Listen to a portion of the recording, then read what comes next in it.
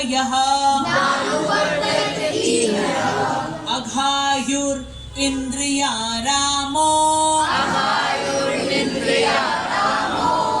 मोघं पार्थ सजीवति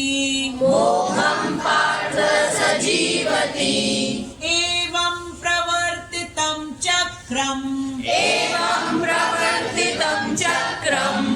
नानुवर्तयत इहयः अघायुरिन्द्रियारामो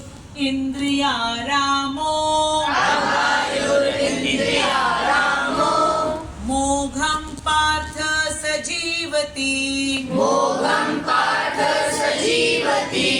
एवं का मतलब है इस प्रकार। ठीक है। प्रवर्तितम वेदों द्वारा स्थापित, स्टार्ट किया गया, वेदों के द्वारा स्थापित हुआ है। ठीक है। क्या? चक्रम। चक्रम क्या है? चक्र, यज्ञ चक्र। न नहीं अनुवर्तयति, ग्रहण करता है। जो व्यक्ति यज्ञ चक्र को ग्रहण नहीं करते, फॉलो नहीं करते हैं, स्टार्ट किसने किया है? ब्रह्मा जी। स्टार्ट किसने किया? ब्रह्मा जी। अब क्योंकि वो चक्र है तो हमको उसको कंटिन्यू रखना है। कैसे करना है? ब्रह्मा जी ने, ठीक है, यज्ञ स्टार्ट किया। यज्ञ से क्या मिलता है? वर्षा। वर्षा से क्या उत्पन्न होता है? अन्न होता है। अन्न से क्या होता है? हमारा शरीर पोषित होता है। अब नेक्स्ट हमारा क्या कर्तव्य है कि हम फिर से क्या करें? यज्ञ। क्या करें हम? यज्ञ। क्योंकि अन्न मिल गया है ना। ठीक है। वही है ना, हमारा स्वधर्म है, नियत कर्म है। ठीक है। तो अब हमारा कर्तव्य बनता है कि अब हम उस चक्र को कंटिन्यू करें। कैसे?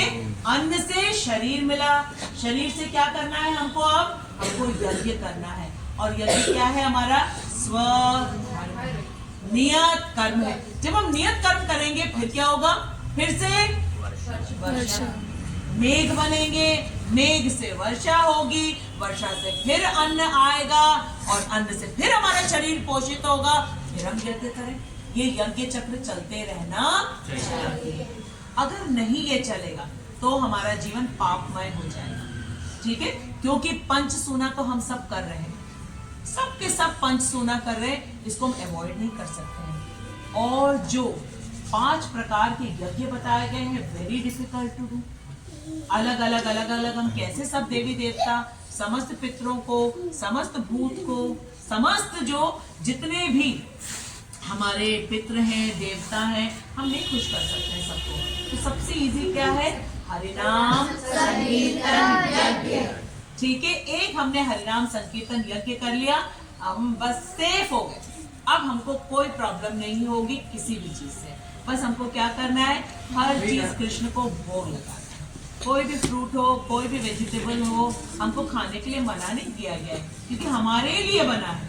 ठीक है। बाकी तो खाते हैं, एनिमल्स खाते हैं, but they don't know that this is orange, this is grapes. ठीक है। ये जो है अभी जाड़ों में आ रहा है, क्या? शकरकंद। उसको हम भून करके हरी धनिया की चटनी के साथ खाएं, या उसका हम हलवा बना के खाएं, या उसकी खीर बना के खाएं। They can't do it, they can't do it. उसकी भी विधि होती है। ठीक है। हर चीज की प्रोसेस बताई गई है, हर चीज की प्रोसेस बताई गई है। और हम ह्यूमन बीइंग्स हैं, इसलिए हमें उस प्रोसेस को फॉलो करना चाहिए। ठीक है। राधे राधे गोविंद गोविंद राधे, गाओ। राधे राधे गोविंद गोविंद राधे, राधे राधे गोविंद। प्रकट कर सकते हैं। तो हमारा जो स्वधर्म है वो हमें कैसे पता चला है? कहाँ से मिला? वेदों से। वेद कहाँ से आए हैं? श्वास से। किसके श्वास? जाओ कोई बात नहीं। ठीक है।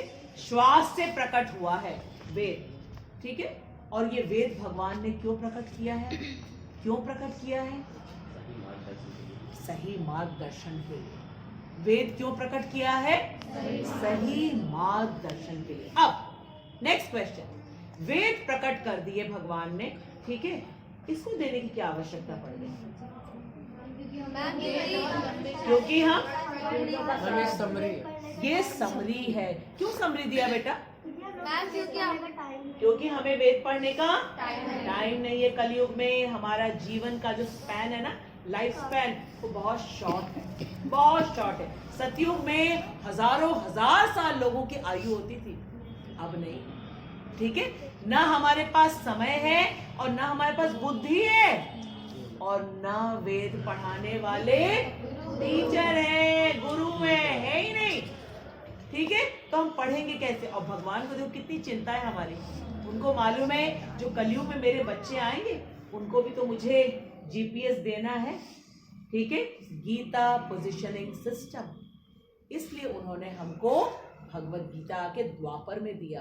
कलयुग के पहले, कितने सालों पहले? केवल 5000 साल पहले। कितने सालों पहले? 5000 साल। Only 5000 years before, only 5000 years ago। 5000 साल ज्यादा नहीं होता है। भगवान आए और आकर के स्वयं दिया, तो ये ऑथेंटिक हुआ। इससे बढ़कर और कोई चीज ऑथेंटिक मिल सकती है हमको? नहीं मिल सकती। यही सबसे ज्यादा मान्य है, प्रामाणिक है, और इसको हमें ट्रस्ट करना चाहिए कि भगवान ने हमसे कहा। ठीक है, इसीलिए श्री भगवान उवाच। और भगवान की क्वालिफिकेशन सबको मालूम है ना, सबको मालूम है। क्यों हम किसको भगवान कहते हैं ये मालूम होना चाहिए। वेरी गुड बेटा, क्योंकि आपसे कोई पूछेगा कि आप भगवत गीता क्यों पढ़ते हो, दूसरी बुक्स भी तो बराबर ही है, तो बुक ही है, तब आप कह सकते हो नो, ये ऑर्डिनरी बुक नहीं है, भगवान के श्वास से प्रकट हुआ है। ठीक है, ये चारों वेदों का सार है ये, जिसको हम भगवत गीता के रूप में पढ़ते हैं। ठीक, तो अब भगवान बता रहे हैं कि ये जो यज्ञ चक्र में वेदों में जो बताया गया है उसका पालन जो नहीं करता है उसका जीवन कैसा है? पापमय। इसका जीवन कैसा है? पापमय। क्योंकि भगवान ने बताया है ना कि देवी देवताओं के द्वारा हमको सारी चीजें मिलती हैं, सारी चीजें मिलती है देवी देवताओं के द्वारा। अब हमको क्या करना है? देवी देवताओं को उनकी दी हुई वस्तुओं से ही हमको यज्ञ करना है। देवी देवता जब खुश होंगे तो हमें प्रचुर मात्रा में वर्षा देंगे। ठीक है, प्रचुर मात्रा में और सही समय पे देंगे, और जिससे जो है खूब अच्छी तरीके से कृषि का उत्पादन होगा, खूब अच्छे से सूर्य की किरणें मिलेंगी, खूब अच्छे से पवन देवता हवा देंगे, सारी चीजें हमको प्रॉपर क्वांटिटी में अवेलेबल होंगी, कभी भी अभाव नहीं रहेगा। सुयश अभी बस दिखा।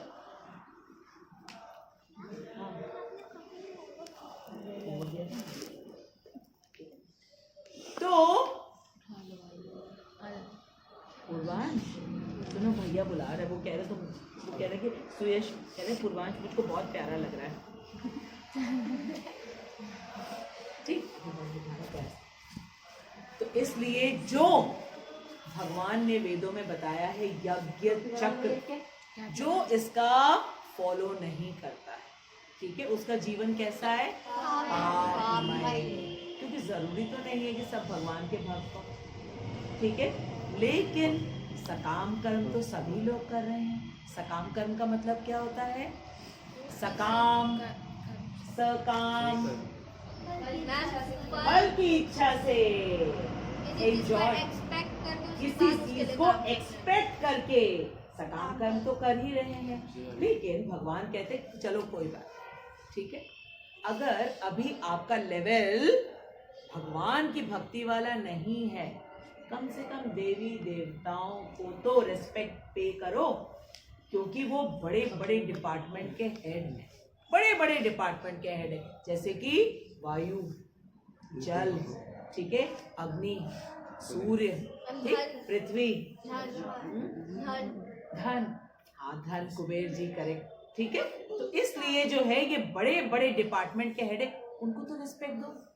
और वो जो है हम यज्ञ के रूप में उनको जो देते हैं वो इनडायरेक्टली किसके पास पहुंच जाता है? कृष्ण के पास। क्यों पहुंच जाता है? जो हम शिव जी को देते हैं, जो ब्रह्मा जी को देते हैं, क्योंकि उनको अपॉइंट भगवान ने किया और हम लोग उनके पार्ट। हाँ, क्योंकि उनको अपॉइंट भगवान ने किया और वो बड़े बड़े भक्त हैं, उनको मालूम है कि वो कोई भी चीज अपने पास रख नहीं लेते हैं, वो पहले भगवान को पहुंचा देते हैं। तो हमारी चीज पहुंच तो गई लेकिन हमने नहीं दिया, जैसे कि हमने कहा कि रिद्धि, ठीक है, चाबी मेरी जो है दे दो प्रिंसी दीदी को, तो मैंने डायरेक्टली नहीं दिया, मैंने रिद्धि को दिया, रिद्धि ने सिद्धि को दिया, सिद्धि ने प्रिंसी दीदी को दे दिया, तो इनडायरेक्टली पहुंच गया, लेकिन हमने डायरेक्टली नहीं दिया। ठीक है, इसको भगवान ने कहा त्रुटिपूर्ण तरीका है ये, डायरेक्ट हमको देना चाहिए जब हमें पता चल गया कि हम कृष्ण के अंश हैं। लेकिन भगवान इतने लविंग है और कंसिडर करने वाले हैं, वो कहते चलो कोई बात नहीं, स्टार्ट तो किया तुमने, जैसे बच्चा उल्टा सी लिखता है, इतने बड़े बड़े 1 2 लिख देता है, क्रेयॉन लेके ऐसे ऐसे ऐसे ऐसे कर देता है, तब भी उसके लिए क्लैपिंग होती है, अरे वाह कितना अच्छा किया, कितना अच्छा किया। ठीक है, तो जब हम देवी देवताओं को देना शुरू करते हैं तो वो होती है फर्स्ट क्लैपिंग हमारी। लेकिन अगर देवी देवताओं को भी ना दें हम और सीधे केवल सारा का सारा एंजॉय करते रहे, वो है पापमय जीवन। उसके बारे में भगवान ने आज के श्लोक में कहा। ठीक है, अब तात्पर्य पढ़े श्रील प्रभुपाद का। श्रील प्रभुपाद की जय। इस श्लोक में सबकी आंखें बिल्कुल तात्पर्य में रहनी चाहिए, फॉलो करते रहो, बीच बीच में मैं बोलूंगी पढ़ने के लिए। इस श्लोक में भगवान ने क्या लिखा है? कठोर परिश्रम इंद्रिय तृप्ति का आनंद लो। लोग ये कहते हैं ना, खूब मेहनत करो और फिर खूब मजे करो। इंद्रिय तृप्ति का मतलब क्या होता है? अपनी आंखों में जो देखने का मन करे देखो, जो कान से सुनने का मन कर रहा है मूवी के सॉन्ग से सुनो, ठीक है, जाने मॉल जाने का मन कर रहा है जाओ, खाओ, मजे करो, कपड़े पहनने का मन कर रहा है जाओ, मेहनत कर लो, बस खूब मेहनत करो। बच्चों पढ़ाई करो, पढ़ाई अच्छी तरह करोगे तो तुमको अच्छे नंबर मिलेंगे, अच्छे नंबर मिलेंगे तो अच्छे कॉलेज में एडमिशन होगा, फिर जो है अच्छी जगह जॉब मिले, खूब पैसे मिलेंगे, फिर जो मन में आएगा कर लेना। इसको कहते हैं कठोर परिश्रम करो और फिर खूब इंद्रिय तृप्ति करो। इसमें कहीं कृष्ण का नाम लिखा हुआ है कि कृष्ण के लिए हमने कुछ किया? नहीं। आज के समय में यही स्लोगन है, यही हमारे जीवन का उद्देश्य है। ठीक कह रही हूँ? Yes ma'am. ठीक है, इस सांसारिक विचारधारा का तिरस्कार किया गया है। इसको क्या किया गया? तिरस्कार। तिरस्कार का ऑपोजिट क्या होता है? पुरस्कार। तिरस्कार का ऑपोजिट पुरस्कार। ठीक है, पुरस्कार का मतलब होता है रिवॉर्ड, रिवॉर्ड। ठीक है, और तिरस्कार का मतलब होता है उसको क्रिटिसाइज किया गया। किसने क्रिटिसाइज किया? भगवान ने, कि मनुष्य जीवन इसलिए नहीं है कि तुम बाकी जो पशु पक्षी हैं, ठीक है, वो भी ऐसा नहीं करते हैं, वो जितना उनको भोजन चाहिए होता है उतना खाते हैं, मॉल में जाकर के पिक्चर नहीं देखते हैं, नहीं करते हैं वो। ठीक है, तो तिरस्कार किया गया। तो आज हमने समझ लिया कि ये जो सिद्धांत है, कठोर परिश्रम करो और इंद्र तृप्ति का आनंद लो, इसको हमें जीवन में नहीं करना है, बिल्कुल नहीं करना है। ठीक है, अब आगे। अतः जो लोग इस संसार में भोग करना चाहते हैं, भोग मतलब एंजॉय, बिना कृष्ण को दिए, बिना देवी देवताओं को दिए, ठीक है, भोग करना चाहते, उन्हें उपयुक्त यज्ञ चक्र का अनुसरण करना परम आवश्यक है। जो इसके पहले यज्ञ चक्र बताया ना कि हम लोगों ने 5 प्रकार के यज्ञ जाने हैं। कौन कौन से यज्ञ हैं? जल्दी बोलो फटाफट। ब्रह्म यज्ञ है। ब्रह्म यज्ञ में क्या होता है कि जो हमने शास्त्रों से ज्ञान लिया हम जाके किसी को दे, हो गया ब्रह्म यज्ञ। ठीक है, फिर भूत यज्ञ, शाबाश। भूत यज्ञ क्या होता है? जितने पशु पक्षी प्राणी हैं सबसे हम लोग लेते हैं कुछ ना कुछ। ठीक है, तो अब हमको क्या करना है? गाय माता, पक्षियों को और कुत्ते को देना है। और कौन सा यज्ञ है? देव यज्ञ है। देवता हमें कितनी सारी चीजें दे रहे हैं, ठीक है, तो इसलिए देवताओं के नाम हमको करना चाहिए। ठीक है, नर यज्ञ उसको कैसे करते हैं? अतिथियों का सत्कार करके, भगवान के समान उनको मान करके। अतिथि, उनको अतिथि क्यों कहते हैं? क्योंकि पहले जमाने पे वो पूछ करके नहीं आते थे, पूछ करके भी नहीं आते थे, वो अतिथि है, बिना बताए आते थे, और आप उनका स्वागत करिए जैसे कि आपके दरवाजे भगवान आ गए। ठीक है, लास्ट कौन सा? पितृयज्ञ। पितृयज्ञ कैसे किया जाता है? अपने पूर्वजों को हाँ जल दे करके, तर्पण करके, जो पितृपक्ष आता है। ये 5 यज्ञ। ठीक है, अब आज हम एक और चीज आपको इंपॉर्टेंट बताने जा रहे हैं, खूब ध्यान से सुना। सबके कान खुले हुए हैं? चेक कर लो जरा, पता नहीं चलता है, देख लो थोड़ा, थोड़ा चेक करो, चिपक जाता है कभी, पता नहीं चलता, इसलिए चेक कर लो। क्या कान हाँ खुला है, शाबाश, वेरी गुड। अब हम आपको बता रहे हैं कि कहाँ कहाँ पाप होते हैं, ध्यान से सुनना। पंच सूना हर घर में होता है। 5 यज्ञ बताया, ठीक है, ये आपकी कॉपी में आना चाहिए। पंच सूना क्या है?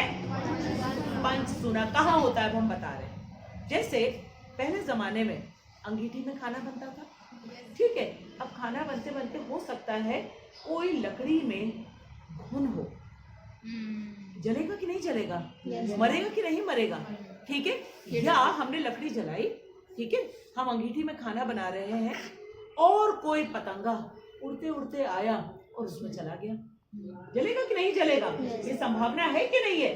बिल्कुल। तो ये हुआ पहला कि जब हम भोजन बनाने के लिए अग्नि को प्रज्वलित करते हैं, उसमें कोई जीव मर सकता है निश्चित तौर पे। चींटियां भी होती हैं। चींटियां भी होती। ये पाप कैसे बन जाता है? जब हमने अग्नि जलाया अपने भोजन के लिए, अपने भोजन के लिए। लेकिन यही अगर हमने, ठीक है, या तो देवी देवताओं के लिए या भगवान के लिए बनाया, तो भगवान को लगेगा ना पाप, हमने अपने लिए तो बनाया नहीं, हमने अपने लिए तो बनाया नहीं, हमने हम किसके लिए बना रहे? भगवान के लिए। तो फिर भगवान लगे ना रिस्पॉन्सिबिलिटी इसकी, हम बच गए ना, और हमको प्रसाद भी मिल जाएगा। तो अगर उसमें कोई भी कैजुअलिटी हो गई, उसके रिस्पॉन्सिबल हम नहीं। पहला समझ में आ गया? अच्छा। सेकंड, घड़े में पानी भरा जाता था। Yes ma'am. अरे कोई हमेशा देखता है घड़े के नीचे ढूंढ करके, हो सकता है कोई चींटी बीटी चली गई हो अंदर, पानी में जा करके मर जाए, है ना? हर दिन तो घड़े का पानी नहीं बदला जाता है, तो हो सकता है ऐसा होता है।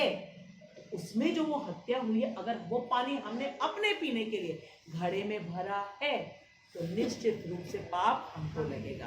प्लस घड़ा बनाते समय कितना मिट्टी को दला जाता है, मिट्टी में कितने सारे छोटे छोटे कीड़े होते हैं, हाँ, उसके बाद फिर उसको आग में पकाया जाता है।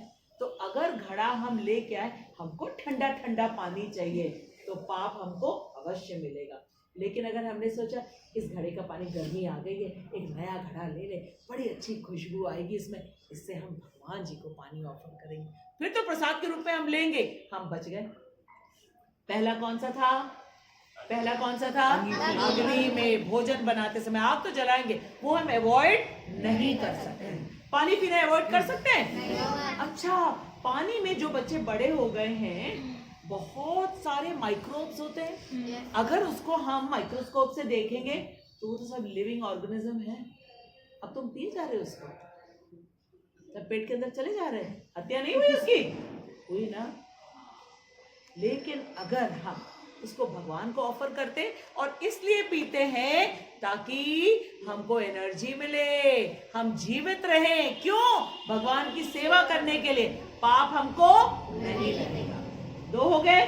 अब तीसरा, घर में जब मसाला पीसा जाता है, ठीक है, मसाले में धनिया है, लहसुन है, ठीक है, मिर्चा है, ठीक है, और जीरा है, हल्दी है। अब क्या कोई देख सकता है कि एक भी धनिया के अंदर कोई घुन नहीं है? हाँ, या हल्दी के अंदर, हल्दी के गांठ में कोई भी चीज अंदर घुसी हुई नहीं है? कैन यू मेक श्योर कि एक एक को खोल खोल के आप देख रहे हो? नहीं, वो पिस गया उसमें, वो खत्म हो गया उसमें। अगर तो हमने भोजन अपने लिए बनाया, मसाला अपने लिए पीसा, तो पाप हमको लगेगा। लेकिन अगर हमने भोजन किसके लिए बनाया?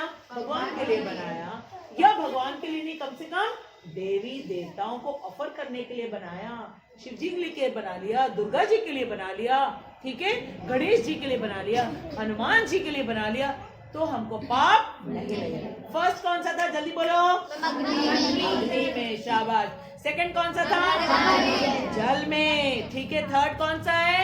मसाला, सिलबट्टा जब हम पीसेंगे, ठीक है। अब चौथा, ध्यान से, सबके घर में आटा आता है, यस मैम, गेहूं का, यस मैम, बेसन आता है, यस हाँ, चावल का आटा आता है, यस मैम, हरे बनते हैं, नो मैम, नहीं बनते, मैम बनते हैं, मैम बनते हैं, बनते हैं ना, नहीं बनते, नहीं बनते, बनते। अच्छा, बेसन आता है, आटा आता है गेहूं का, बस ठीक है। चक्की में पीसा जाता है, तुम्हें मालूम है कि चक्की में जब पीसा जा रहा है उस गेहूं में, उस चने में कुछ नहीं है। और can you make sure? No, never, कोई नहीं कर सकता है।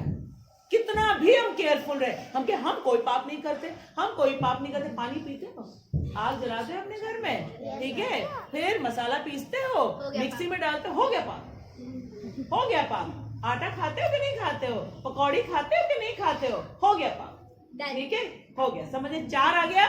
अब 5वां ध्यान से, सबके घर में झाड़ू लगती है, यस मैम, मकड़ी के जाले उतारे जाते हैं। हाँ, अब झाड़ू लगाते समय किसी चींटी की टांग नहीं टूटी है, क्या आप इस बात को अश्योर कर सकते हो? No, you cannot. कोई भी नहीं कर सकता है कि हम घर साफ करेंगे तो एक चींटी भी, ठीक है, या हम लोग सब वाहन से चलते हैं या अपने पैरों से चलते हैं, हमारे पैर के नीचे सड़क में चलते समय, दौड़ते समय कोई चींटी नहीं आ गई, कोई मकड़ी नहीं आ गई, क्या we can make sure? No, we can not. तो इतनी सारी हत्याएं हमसे होती रहती हैं, तो हम सबका, अगर चींटी के ऊपर पानी डालेंगे तो नहीं निकल पाएगी। अच्छा, करता है इसलिए बता रहा है। अच्छा, अब सुनो, अब ऐसा करना नहीं, अब सुनो मेरी बात। ये 5 जो है ना, इनको कहते हैं पंचसूना। क्या कहते हैं? पंचसूना। हमने पहले 5 प्रकार के यज्ञ जान लिए, यस मैम, और ये क्या हमने जाना? पंचसूना। क्या है ये? पंचसूना। इससे कोई बच नहीं सकता, कोई नहीं बच सकता, चाहे कितना भी कोशिश क्यों ना करे। क्या हम मकड़ी के जाले नहीं उतारेंगे? उतारेंगे भाई, लेकिन अगर हम कहेंगे कि ये घर मेरा है, तो मकड़ी का घर हमने तोड़ा, पाप हो गया, ठीक है। लेकिन अगर कहा मेरा घर कहाँ है, तो भगवान का घर है, और भगवान के घर में मकड़ी के जाले थोड़ा लगने चाहिए, तो अगर हमने उतारा है तो पाप हमको नहीं लगेगा। आ गया समझ में? ठीक है। तो 5 प्रकार के यज्ञ क्या होते हैं और पंचसूना क्या होता है, सबको पता चल गया? शाबाश। अब हम आगे बढ़ते हैं। अतः जो लोग इस संसार में भोग करना चाहते हैं, मतलब एंजॉय करना चाहते हैं, इंद्रिय तृप्ति करना चाहते हैं, उन्हें उपयुक्त यज्ञ चक्र का अनुसरण करना परम आवश्यक, केवल आवश्यक नहीं कहा है, परम आवश्यक है। अदरवाइज उनका जीवन पापमय हो जाएगा, और जो पाप करेगा उसको दंड भरना पड़ेगा निश्चित रूप से। इसीलिए हर नगर में, हर प्रदेश में जेल होता है। हर किसी को तो जेल में डाला नहीं जाता है। जेल में किसको डाला जाता है? जो अपराधी है, केवल उसको डाला जाता है। बाकी सब लोग स्वतंत्र घूमते रहते हैं। लेकिन जो अपराध करता है, अपराध करने का मतलब क्या होता है? जिसने जो कानून तोड़ा है, ठीक है। और हमारे मनुष्य जीवन में, हमारे जीवन को चलाने के लिए जो मैनुअल है, जो मैनुअल है, जो रूल्स एंड रेगुलेशंस है, वो कहाँ पे लिखा हुआ है? भगवत गीता में। जब हम पढ़ेंगे तभी तो जानेंगे, वरना तो हमसे कानून टूट ही रहे हमसे, ठीक है। अब आगे, जो ऐसे विधि विधानों का पालन, आगे नहीं दिख रहा मुझे, क्या लिखा है? पालन नहीं करता। कौन से विधि विधान? जो यज्ञ चक्र में बताया गया है, ठीक है, जो यज्ञ चक्र में बताया गया है, जो इसी विधि विधान का, विधि मतलब ब्रह्मा, और विधान का मतलब है नियम, ब्रह्मा जी के बनाया हुआ नियम का पालन नहीं। सबसे पहला चक्र जो है ब्रह्मा जी ने चलाया, अब हमको उसको कंटिन्यू रखना है, तभी तो वो चक्र कहलाएगा, ठीक है। जो नहीं करता, अधिकाधिक तिरस्कृत होने के कारण उसका जीवन अत्यंत, क्या लिखा हुआ है? संकटपूर्ण रहता है। संकट का मतलब? संकट मतलब प्रॉब्लम्स। अब ध्यान से सुनो कि हमारे लाइफ में जब प्रॉब्लम्स आते हैं, ठीक है, और हम सोचते हैं हमारा भाग्य ही बड़ा खराब है, भगवान हमको चुन चुन के मुसीबतें देते हैं, कभी भी हम थोड़ा सा एक वक्त भी आराम से रह नहीं पाते हैं तो खुद से पूछना चाहिए, पाप कर रहे हो? संकट तो आएगा ही आएगा, क्योंकि शास्त्र हमने पढ़ा नहीं, विधि विधान जाना नहीं हमने, यज्ञ चक्र हमारे लिए बताया गया है, तब भी हमने उसको पालन नहीं किया। जानेंगे तब तो पालन करेंगे। तो इसीलिए अधिकाधिक, अत्यंत लिखा हुआ, थोड़ा बहुत संकट नहीं आएगा, अत्यंत संकट पूर्ण रहता है। अब आगे, प्रकृति के नियम अनुसार, प्रकृति क्या है? भगवान की बहिरंगा शक्ति, प्रकृति भगवान की बहिरंगा शक्ति, और उसकी जो क्या कहते हैं, अधिष्ठा देवी है, जो कंट्रोलर है, वो कौन है? दुर्गा माता। कौन है? दुर्गा माता। दुर्गा माता है वो, ठीक है। प्रकृति के नियम अनुसार यह मानव शरीर, बहुत ध्यान से, बहुत ध्यान से, अब प्रकृति के नियम अनुसार यह मानव शरीर विशेष रूप से, विशेष रूप मतलब बहुत specially, specially, very very important, विशेष रूप से, आम बात नहीं है ये, विशेष रूप से आत्म साक्षात्कार के लिए मिला है। व्हाट इज दिस आत्म साक्षात्कार? Self realisation, self realisation, who am I, ये होता है आत्म साक्षात्कार। दो लेवल पे हमने बताया ना स्वधर्म होता है। पहला लेवल कौन सा है? पहला लेवल कौन सा है? पहला लेवल कौन सा है स्वधर्म का? पहला लेवल कौन सा है स्वधर्म का? जब हम अपने आप को शरीर जानते हैं, शरीर, ठीक है, ये सेल्फ रियलाइजेशन नहीं है, ठीक। सेकेंड लेवल है कि हम आत्मा हैं, उस चीज के लिए मिला है, ठीक है। तो पहला लेवल है कि जब हम अपने आप को शरीर मानते हैं, वो है आंसर रॉन्ग, गलत। You are not this body, you are spirit soul and you are a part of Bhagwan, you are a part of Krishna, ठीक है। ये होता है आत्म साक्षात्कार, आत्म साक्षात्कार कि मैं कौन हूं, ठीक है। ये साक्षात्कार तो होना चाहिए ना, ये रियलाइजेशन होना चाहिए। तो मनुष्य जीवन हमको विशेष रूप से किस लिए मिला है? आत्म साक्षात्कार के लिए मिला है। क्या इसलिए मिला है कि खूब इंद्रिय तृप्ति करो, एंजॉय करो? आत्म साक्षात्कार के लिए। लेकिन क्या इसका मतलब है कि हम खाए ना, सोए ना, घर में ना रहे? हाँ, क्या इसका ये मतलब है? ये भी मतलब नहीं है।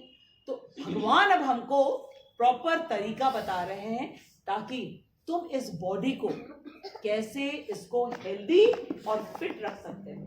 क्योंकि अगर हमारा शरीर हेल्दी नहीं रहेगा, ठीक है, तो हम स्कूल भी नहीं जा पाएंगे, बैठ नहीं पाएंगे, सिर में दर्द होगा, तबीयत ठीक नहीं रहेगी, ठीक है। अगर हम बैठ भी गए तो हमारे ब्रेन में कोई चीज एब्जॉर्ब नहीं होगा, एंटर नहीं करेगा, और ना ही हमारी मेमोरी काम करेगी। जब बुखार होता है, अगर बैठा दिया जाता है, ठीक है, उसको कुछ समझ में आता है नहीं, इसीलिए बुखार के समय रेस्ट, फुल रेस्ट, ठीक है। और फिर जब तबीयत ठीक हो जाती है, हेल्दी हो जाते, तब जाकर के नॉर्मल वर्किंग शुरू होती है। तो जो हमको खाने पीने की चीजें दी गई हैं, वो हमारे इस बॉडी को हेल्दी बनाने के लिए दिया गया है, फिट बनाने के लिए दिया गया है, ताकि हम अपने लाइफ के एम को समझ पाए। और लाइफ का एम क्या है? आत्म साक्षात्कार। लाइफ